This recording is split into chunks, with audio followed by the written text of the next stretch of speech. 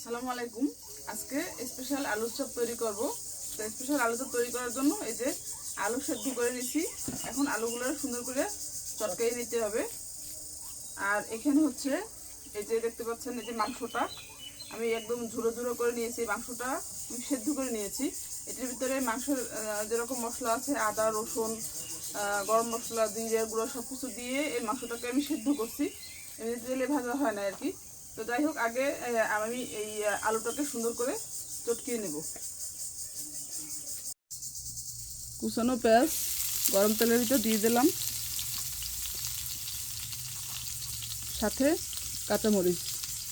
এখন পেঁয়াজ কাঁচামরিচটা একটু সুন্দর করে ভাজতে হবে। পেঁয়াজটা লাল লাল করে ভাজা হয়ে গেছে। এখন অন্যান্য যে মশলাগুলো আছে সেগুলো দিয়ে দেব। এই যে রসুন বাটা, আদা বাটা, আদা রসুন বাটাটা একটু ভালো করে ভেজে নিতে হবে।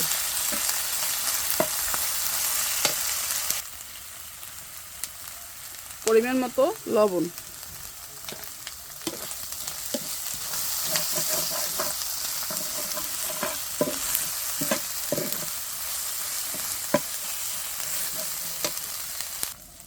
মশলাটা সুন্দর করে ভাজা হয়ে গেছে। এখন এই যে মাংসের যে ঝুড়ো যে মাংসটা রাখছিলাম এটা মশলার ভিতরে আমি দিয়ে একটু ভালো করে ভেজে নিব, তাহলে একটা সুন্দর ঘ্রাণ আসবে।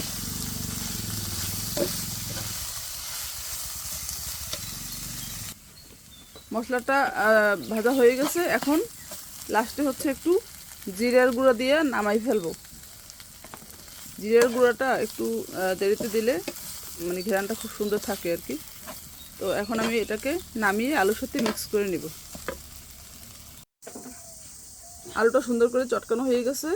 এখন এই যে মশলাটা তৈরি করছি মাংসের আর কি, এটা কিমা, তো এটা সম্পূর্ণ আমি এটার সাথে দিয়ে ভালো করে মিক্স করে নেব। মিক্স করে তারপরে আলুর চপের মতো শেপ দিয়ে আলুর চপটা আমি বানাই নেব।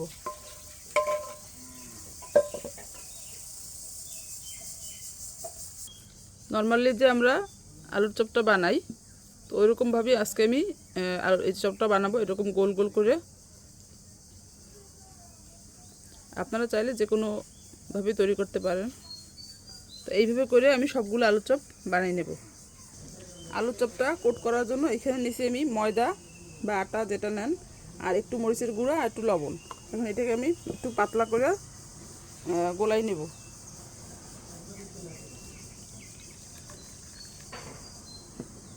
এই যে আটাটা গোলা হয়ে গেছে, এরকমের হালকা পাতলা রাখছি। এখন আলুর চপটা একদম ফাইনাল কোটিং করব। তো এই যে একটা আলুর চপ আমি নিয়ে নিলাম, আর এই আটার মিশ্রণে দিয়ে একটু আটাটা ঝরাই নিব আর কি, বেশি লাগবে না।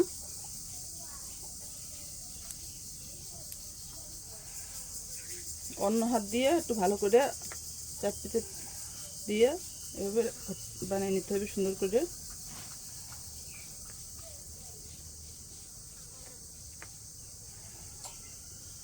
এই যে আমার একটা বানানো হয়ে গেছে। তো এইভাবে আমি সবগুলো বানিয়ে নিব।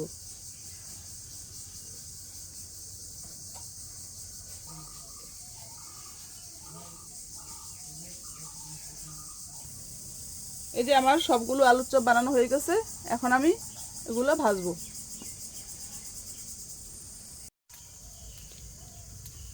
আলুর চপগুলো এখন ভাজে ফেলামো।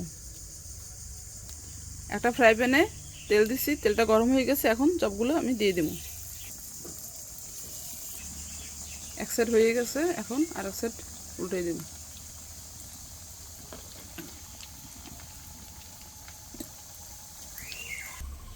আলুর চপ ভাজা হয়ে গেছে, এখন উঠেই ফেলাম। এই আলুর চপের উপরটা কিন্তু একদম ক্রিস্পি হয়েছে।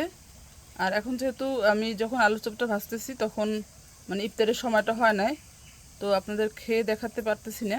তো আপনাদের দেখলেই বুঝতে পারবেন যে উপরটা কতটা ক্রিস্পি হয়েছে। তো খেতে নিশ্চয়ই আশা করি ভালো হবে।